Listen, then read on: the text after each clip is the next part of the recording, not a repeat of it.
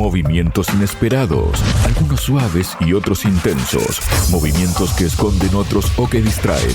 Hay movimientos cortos y movimientos en profundidad, pero todos calculados. Hay espera, defensa y ataque. Hay peones, hay caballos, hay alfiles, torres, reina y rey. Todos juegan, todos tienen su rol. En Radio Sputnik, Ajedrez de Geopolítica, donde conocemos todo lo que se juega y todo lo que se decide. Conduce Javier Benítez. La comunidad internacional valora la capacidad de líder del presidente estadounidense Joe Biden por sus 3 años y medio en el cargo y no por una noche de debate con su rival político Donald Trump. Esto lo ha declarado el secretario de Estado de Estados Unidos, Antony Blinken. Para hablar sobre esto y cuestiones vinculadas, estoy junto al analista internacional Marcelo Ramírez. Marcelo, bienvenido a Radio Sputnik. ¿Cómo estás? ¿Qué tal? ¿Cómo estás? Un saludo a todos. Muchísimas gracias, Marcelo. Bueno, durante una intervención de lo que veníamos hablando, ¿no?, referida a la política exterior de Estados Unidos que tuvo lugar en la institución Brookings en Washington, D.C., a Blinken le preguntaron sobre lo que el mundo debía saber con respecto al liderazgo actual bajo el presidente Biden en el contexto de las controversias que generó el debate celebrado la semana pasada entre el mandatario y su rival electoral y además predecesor Donald Trump.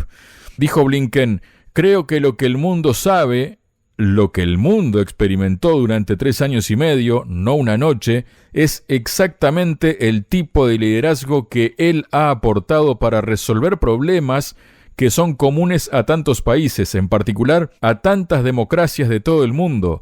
Y como he visto, de nuevo, recorriendo el mundo, hay un deseo, hay una sed de participación estadounidense, de liderazgo estadounidense. La pregunta, Marcelo, es: ¿qué desayuna Blinken? Estaba pensando más o menos lo mismo. Por ahí se habrá quedado tocando, viste que le gusta irse a los bares. Sí.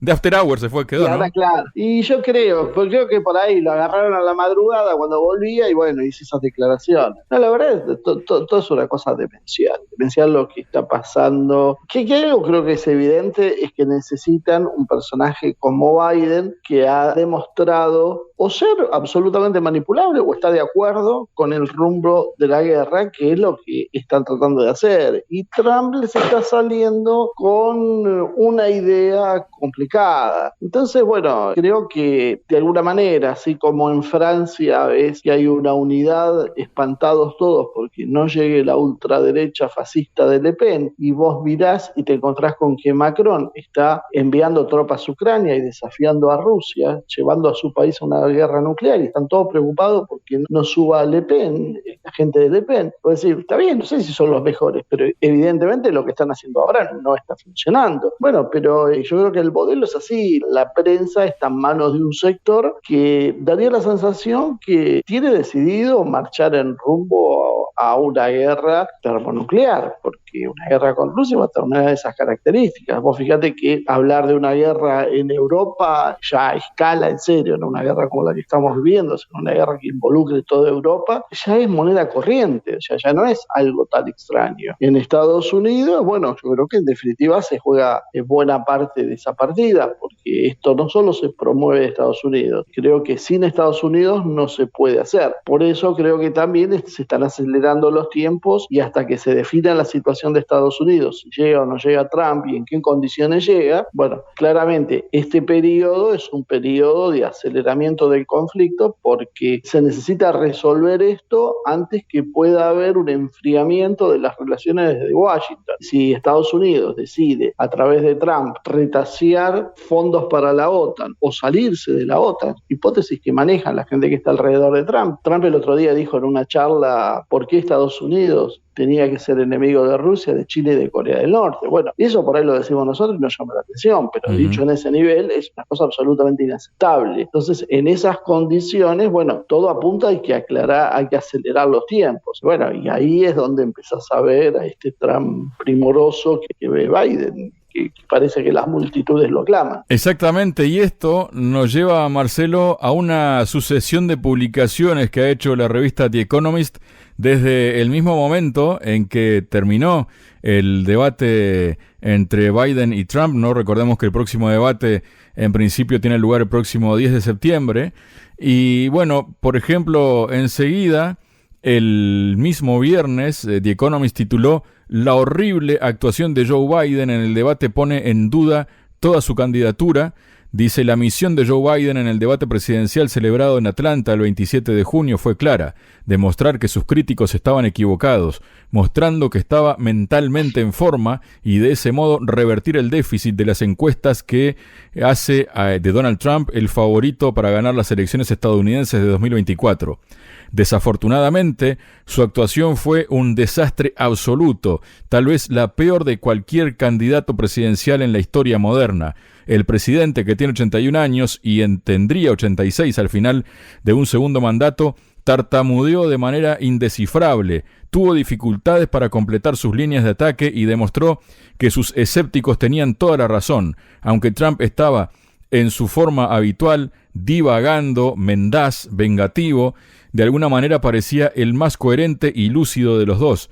La decisión de Biden de buscar la reelección en lugar de dejar pasar a un abanderado más joven ahora parece una puesta en peligro temeraria de la democracia que dice querer proteger.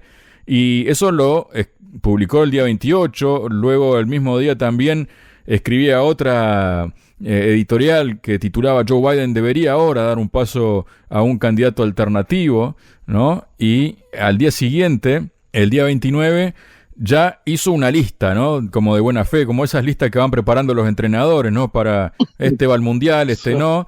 Y bueno, y entonces se preguntaba The Economist quién podría reemplazar plausiblemente a Joe Biden, y tiró una lista, y no entre los que estaban Kamala Harris, la mujer de Obama y demás, ¿no?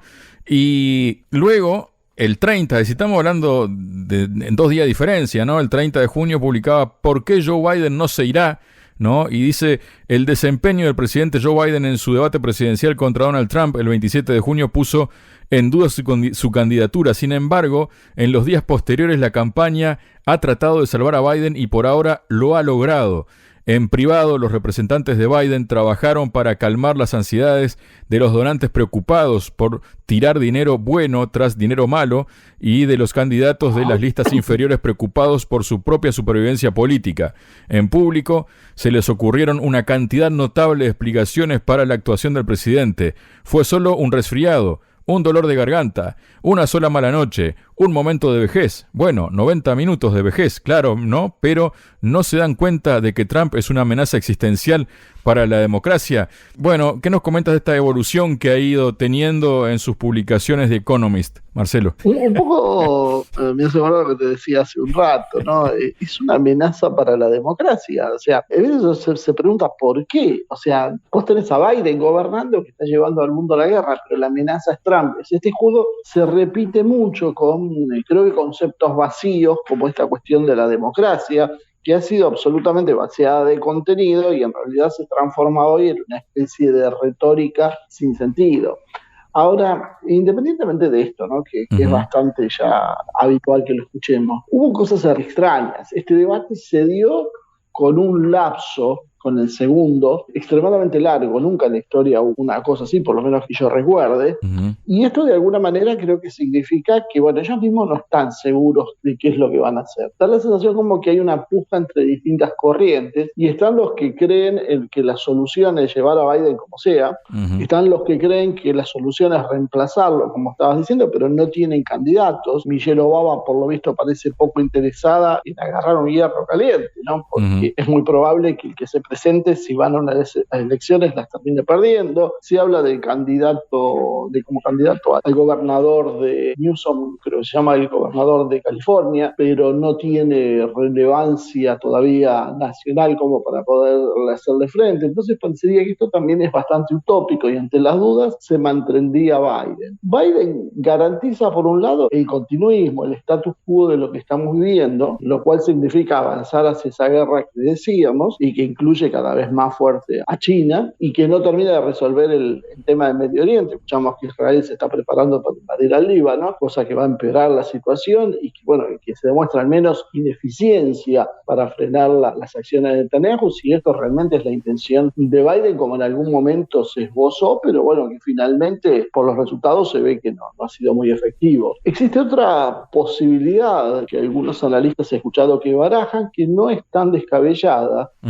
que es utilizarlo a Biden para llegar a una situación de extrema tensión que justifique la suspensión de las elecciones en Estados Unidos, o que signifique algún tipo de intervención y de cerrarle el paso a Trump, que es básicamente el verdadero objetivo. Trump da la sensación que se ha radicalizado en sus posiciones, porque también uno podía decir, bueno, se puede negociar con Trump, que llegue Trump, que haga la continuidad de lo que viene haciendo Biden y se acabó el problema. La historia está llena de presidentes que vienen a un segundo mandato y terminan como domesticados por el sistema. Bueno, por lo que sigue haciendo Trump, parece que él está empecinado en seguir por el rumbo que cree correcto y no sé si es lo que él ansía es el bronce o qué, pero bueno, indudablemente él tiene un modelo en mente que es diferente al que hay ahora. Entonces, sacárselo de encima requiere alguna solución muy drástica, fraude en las elecciones, asesinarlo. Son dos posibilidades que ya se han ejecutado en Estados Unidos más de una vez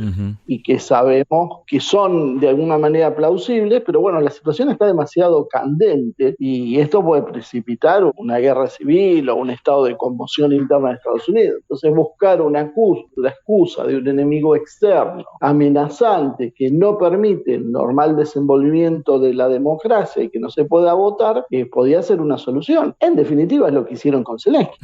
Zelensky está ahí gobernando sin que nadie lo haya votado, porque se le venció su mandato, y todos miran para el costado, porque a todos les parece natural que, bueno, que en estas condiciones no se dé. Bueno, buscar algún tipo de similitud a eso podría ser una opción que manejen. Marcelo luego hizo unas declaraciones, ¿no? El presidente Biden considera que el veredicto emitido este lunes por la Corte Suprema, que ha dictaminado por primera vez que los expresidentes del país norteamericano gozan de inmunidad absoluta de la persecución por sus actos oficiales y de ninguna por la ley que hayan hecho de forma extraoficial, supone un precedente peligroso, según declaró en un mensaje dirigido a la prensa. Nadie está por encima de la ley, ni siquiera el presidente de los Estados Unidos. La decisión de hoy de la Corte Suprema sobre la inmunidad del presidente casi significa que prácticamente no hay límites en lo que el presidente puede hacer, afirmó. Bueno, es raro que se pronuncie así Biden teniendo en cuenta sus propios antecedentes, los cuales la ley o la justicia ha dejado pasar, ¿no? Da la sensación que, bueno, es lo que uno siempre ha sabido, ¿no? Esto es una cuestión de orden política. La Corte Suprema finalmente juega en función política y juega en función del balance de poder que hay entre los distintos grupos. Viene teniendo acciones, podríamos decir, hacia ambos bandos. La Corte Suprema, que es la que Trump ha puesto 3 jueces, si no me equivoco, tiene una tendencia hoy más conservadora y se ha visto en algunos fallos con las cuestiones del aborto. Sin embargo, esta corte jamás salió al auxilio de Trump en las cuestiones legales y como que siguieron con alguna línea que coincidía con lo de Trump, pero por otro lado no han decidido subirse a su proyecto. Y ahora esto que estamos viendo parecería una posición ambigua, como bueno, sí pero no. O sea, porque ¿quién va a definir en definitiva cuáles son situaciones políticas inherentes al desempeño de la función y naturales que no pueden ser juzgadas y cuáles sí? Ellos mismos, y eso se va a teñir de una cuestión política seguramente, va a terminar siendo manipulado eso. Fíjate, acusaciones que le han hecho a Trump, como de ser básicamente un agente ruso, ¿en base a qué? Y no ven nada, por ejemplo, con lo que pasó con Hunter Biden y la cuestión de Zelensky en Ucrania. O sea, entonces en función de eso creo que lo que la Corte está haciendo es tratar de parecer lo más neutral posible, pero dejando abiertas 2 salidas, pero no le está cerrando la puerta a que lo persigan. Y creo que esa es la preocupación de Trump. Yo creo que la gente que lo rodea cree que cuando llegue el momento la Corte va a hacer algo parecido a lo que hizo cuando fueron las elecciones elecciones que ganó Biden. O sea, simplemente no investigó, dejó hacer y terminó avalando el proceso. Luego tenemos declaraciones de Biden que lo muestran teniéndose fe, ¿no? Porque según informa el medio NJ, durante una recaudación de fondos celebrada en la casa del gobernador de New Jersey, Phil Murphy, Biden afirmó que pese a la victoria de Trump en el debate, está decidido a ganar las elecciones. No tuve una gran noche, pero voy a luchar más duro, dijo, y aseguró que logró atraer a su lado a un gran número de indecisos. Los estudios realizados durante el debate muestran que hemos convencido a más votantes indecisos que Trump, en gran parte debido a su conducta del 6 de enero. La gente recuerda las cosas más malas durante su presidencia, dice. ¿Será así esto, Marcelo? ¿Ha logrado convencer a indecisos? Yo he visto una encuesta de la propia CNN que decía que estaba 55-45 antes del debate, Trump arriba, y después pasó a estar 67-33 después del debate. Está bien que, bueno, uno puede objetar las muestras porque está hecho con la gente que voluntariamente participó en esa muestra, porque tiene que ver con un fragmento de la sociedad determinado, etcétera, etcétera. Pero la realidad es que todo parecería demostrar lo contrario. Y vuelvo a trazarte un paralelo con lo que pasa en Francia, ¿no? Fíjate que Macron pierde las elecciones al Parlamento Europeo y decide patear el tablero y llamar a elecciones, con la esperanza, imagino, de que la gente, el temor de la ultraderecha, lo vote a él y obligar a la izquierda. Y finalmente el resultado fue un incremento en la cantidad de votos hacia el Frente Nacional. Entonces a veces creo que hay errores de cálculo o apreciaciones. A veces la psicología de estos personajes también es difícil de entender, ¿no? No piensan exactamente igual que nosotros. El otro día con unos amigos estábamos hablando de esto y coincidíamos en ese punto. ¿Quién le dice a un personaje como Macron o como Biden, mirá, no sos popular, la gente no te quiere, vas a perder la elección, tenemos que poner a otro? Su ego no les permite aceptar algo que para todo el resto es evidente y son capaces de inmolarse y llevar a todos al fracaso con tal de mantener en alto su presunta, no sé si dignidad sería la palabra en este caso, pero bueno, su orgullo. Entonces creo que por ahí la cosa podríamos verla por ese lado. Creo que su orgullo obstaculiza una lectura correcta de la realidad y eso es peligroso en muchos sentidos, porque también eso les permite a los que son más hábiles manipularlo. Justamente, ¿no, Marcelo? También se especulaba, luego del debate, que Trump no había sido todo lo punzante que hubiera podido ser, porque justamente ante este escenario, ¿no?, ante la posibilidad de que cambien de candidato, algunos especulan con que Trump prefirió ser un poco más suave, entre comillas, ¿no?, para que Biden siga en carrera, que es lo que le convendría a él, ¿no? Y por otro lado tenemos unas declaraciones que hizo el periodista estadounidense Tucker Carlson en su cuenta de X. Él escribió: Obama no cree que el actual mandatario del país pueda ganar las elecciones presidenciales en noviembre y la relación entre ambos políticos, ¿no?, con Biden, es poco sincera. Dijo, el tuit de Obama apoyando a Joe Biden fue sincero. En privado, Obama está diciendo a la gente que Biden no puede ganar y que, por tanto, está a favor de una convención abierta para elegir a otro candidato del Partido Demócrata, dijo Carlson, y añadió que la relación entre los Obama y los Biden nunca ha sido cordial, a veces ha sido incluso hostil, y recientemente ha empeorado aún más, sobre todo por culpa de Jill Biden, ¿no?, la esposa de Biden. Continuó, ¿no?, dice, según el periodista, en las horas y días posteriores al debate con Donald Trump, la primera dama mantuvo a su marido alejado de cualquier persona que pudiera intentar persuadirlo de abandonar la carrera presidencial. ¿Cómo ves todo esto, Marcelo? Sí, está corriendo ese rumor que en realidad quien tiene la llave para acceder a Biden es Jill Biden, que ella es hablan de la familia Biden, básicamente ella y de alguna manera Hunter también, son los que impiden que tenga esta lectura de la realidad distinta, ¿no? Y que solo convencerlo a Biden lo podría hacer Jill. Entonces, en función de eso, es probable que esto sea como estaba diciendo. Y también vuelvo a insistir con esta idea, o sea, por un lado los Biden, los Obama, los Clinton, son gente que están por conveniencia entre ellos, por por negocios, por intereses en común, pero no porque sea buena gente ni que tengan un concepto de la amistad, la camaradería o una idea patriótica. Entonces no es de extrañar este doble discurso que dice Carlson, lo que me decías. Uh-huh. Creo que es altamente probable que eso pase. Creo que la decisión, en definitiva, es curioso, ¿no? Porque vos tenés un mundo que está yendo a una posible guerra nuclear y está en manos de la decisión, por lo visto, de la mujer de una persona que claramente tiene al menos una lectura confusa de la realidad. Hay la suerte de casi 8.000 millones de personas pendientes de estas mezquindades. Debería ser alarmante y debería también mostrarnos de alguna manera ante qué estamos nosotros, ¿no? Porque estamos alabando un sistema que indudablemente no solo no está dando resultados, sino que es destructivo para la propia humanidad. Entonces, la necesidad de un cambio, de una readecuación, se hace creo que cada vez más imperiosa a medida que uno va viendo estas noticias. Muchas gracias, Marcelo. No, como siempre, gracias a ustedes por tenerlo en cuenta y darme la posibilidad de expresar mis opiniones así libremente. Sputnik. Contamos lo que otros callan.